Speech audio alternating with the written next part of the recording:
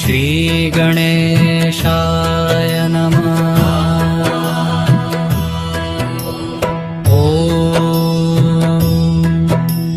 श्रीपञ्चवदनाय आञ्जनेयाय नमः। ओमस्य श्रीपञ्चमुखहनुमन्मन्त्रस्य ब्रह्मऋषिः गायत्री छन्दः। पञ्चमुखविराट् हनुमान् देवता हि बीजम् श्रीशक्तिः त्रौकिलकम् कृकवचम् त्रैमस्त्राय फट् इति दिग्बन्धः। श्रीगरुड उवाच अथ ध्यानम् प्रवक्ष्यामि शृणु सर्वाङ्गसुन्दरी। यत्कृतं देवदेवेन ध्यानम् हनुमतः प्रियम्। पञ्चवक्त्रम् महाभीमम् त्रिपञ्चनयनैर्युतम् बाहुभिर्दशभिर्युक्तं सर्वकामार्थसिद्धिदम्।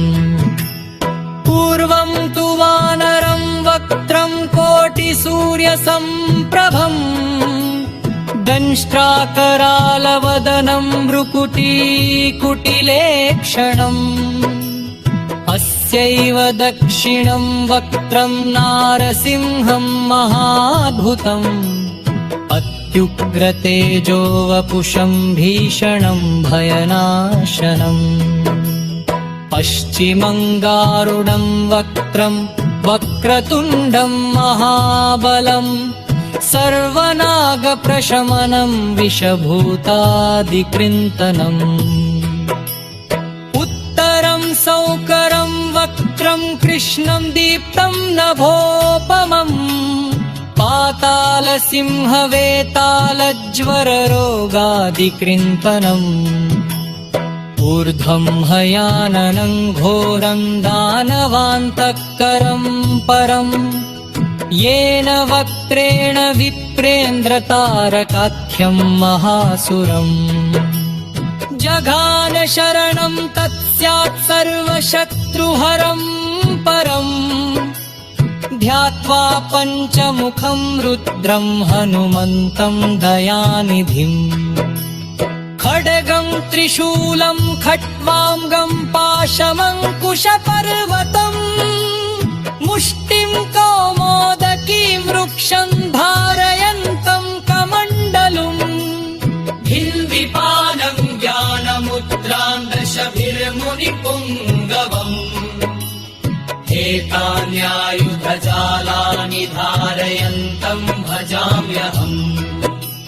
प्रेतासनोपविष्टं तं सर्वाभरणभूषितं दिव्यमाल्याम्बरधरं दिव्यगन्धानुलेपनम्।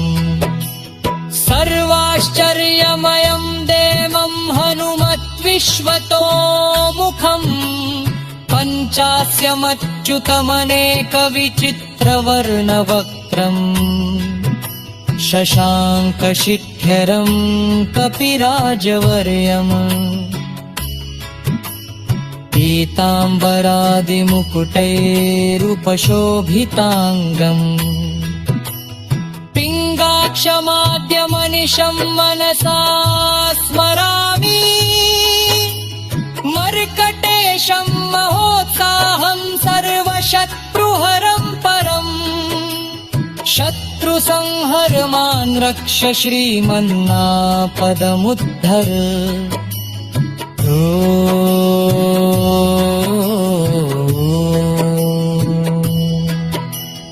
ओमरिमर्कटमर्कटमन्त्रमिदं परिलिख्यति लिख्यति वामतले। यदि नश्यति नश्यति शत्रुकुलं यदि मुच्यति मुच्यति वामलता।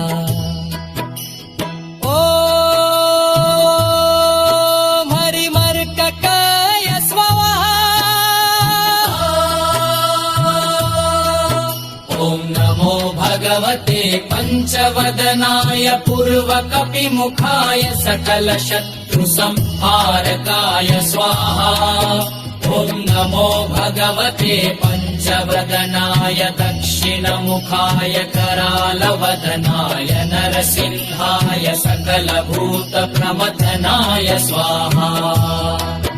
ॐ नमो भगवते पञ्चवदनाय पश्चिममुखाय गरुडाननाय सकलविषहराय स्वाहा। ॐ नमो भगवते पञ्चवदनाय उत्तरमुखाय जिवराहाय सकलसम्पत्कराय स्वाहा। ॐ श्री पञ्चमुख हनुमन् मन्त्रस्य श्रीरामचन्द्र ऋषिः अनुष्टुप् छन्द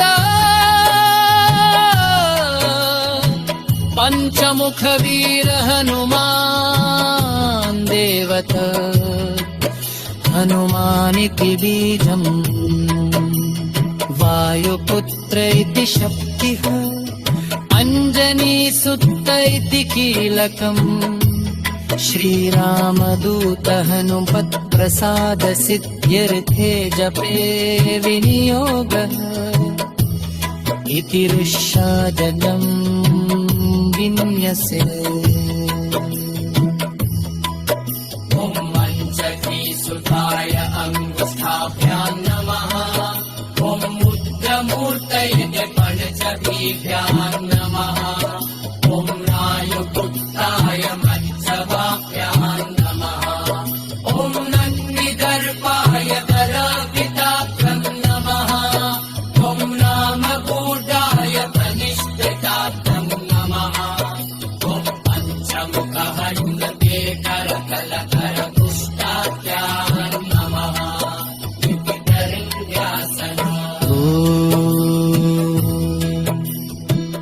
जनेसुताय हृदयाय नमः। ॐ रुद्रमूर्तये शिरसे स्वाहा। ॐ वायुपुत्राय शिखायै वशत्। ॐ अग्निदयुहाय कवचाय ॐ रामदूताय निकत्तयाय वौषक्। ॐ पञ्चमुख हनुमते अस्त्राय फक्।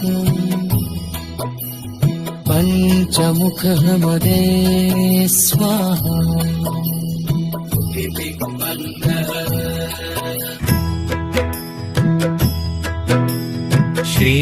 श्रीगणेशाय नमः।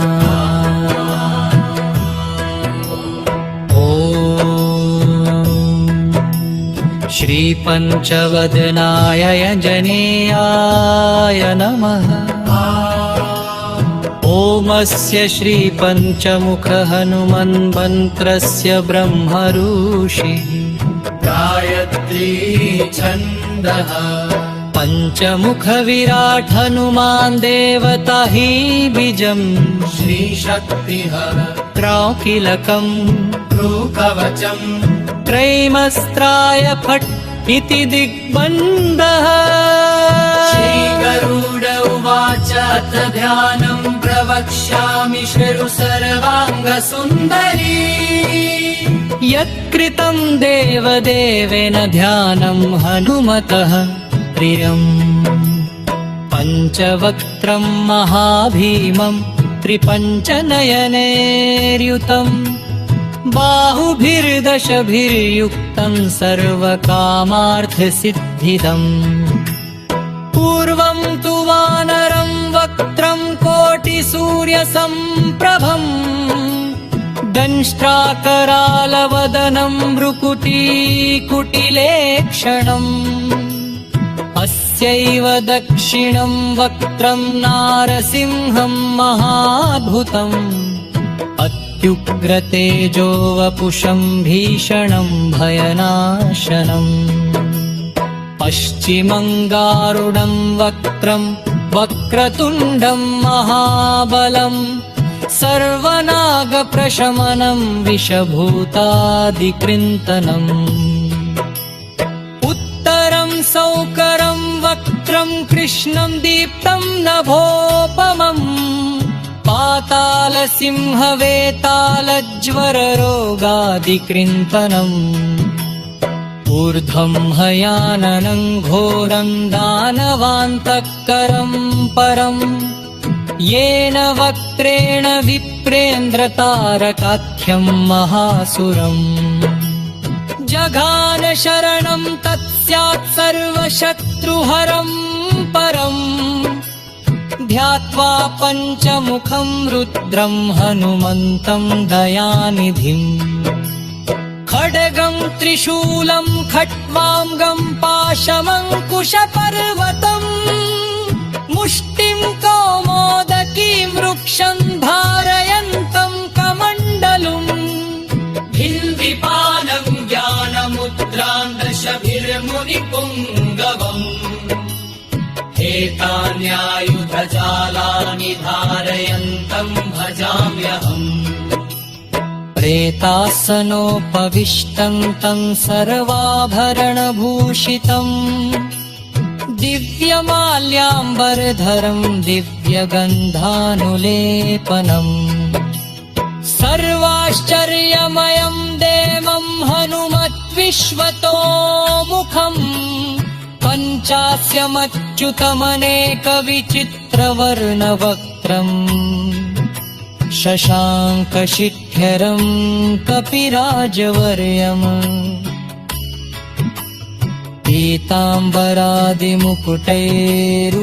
पीताम्बरादिमुकुटैरुपशोभिताङ्गम् पिङ्गाक्षमाद्यमनिशं मनसा स्मरामि मर्कटेशं महोत्साहं सर्वशत्रुहरं परम् शत्रुसंहर मां रक्ष श्रीमन्नापदमुद्धर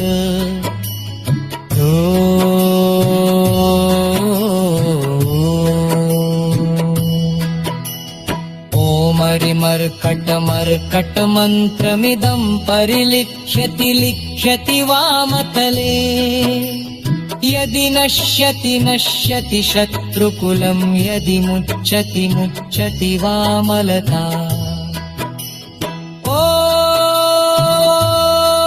ॐ हरिमर्ककाय स्वाहा ॐ नमो भगवते पञ्चवदनाय पूर्वकपिमुखाय सकलशत्रुसंहारकाय स्वाहा ॐ नमो भगवते पञ्चवदनाय दक्षिणमुखाय करालवदनाय नरसिंहाय सकलभूतप्रमथनाय स्वाहा ॐ नमो भगवते पञ्चवदनाय पश्चिममुखाय गरुडाननाय सकलविषहराय स्वाहा ॐ नमो भगवते पञ्चवदनाय उत्तरमुखाय हरिवराहाय सकलसम्पत्कराय स्वाहा ॐ श्री पञ्चमुख हनुमन्त्रस्य श्रीरामचन्द्र ऋषिः अनुष्टुप् छन्द पञ्चमुख वीर हनुमान् देवत हनुमानिति बीजम् वायुपुत्र इति शक्तिः अञ्जनीसुत इति कीलकम् श्रीरामदूत हनुमत्प्रसाद सिद्ध्यर्थे जपे विनियोगः इति ऋष्याजलं विन्यसे ॐ मञ्चकीसुताय अङ्गुष्ठाभ्यां नमः ॐ मुद्रमूर्तये पञ्चभीभ्यां नमः ॐ रायुपुत्राय मञ्चवाक्यां नमः ॐ नन्विदर्पाय कराकृताभ्यं नमः ॐ रामगूढाय प्रतिष्ठिताभ्यं नमः ॐ पञ्चमुखहनुमते करकलकरपुष्टाभ्यां नमः इति करन्यासनम् अञ्जने सुताय हृदयाय नमः। ॐ रुद्रमूर्तये शिरसे स्वाहा। ॐ वायुपुत्राय शिखायै वषट्। ॐ अग्निदयुहाय कवचाय ॐ रामदूताय नेत्रत्तयाय वौषट्। ॐ पङ्कमुख हनुमते अस्त्राय फट्। पञ्चमुख हनुमते स्वाहा।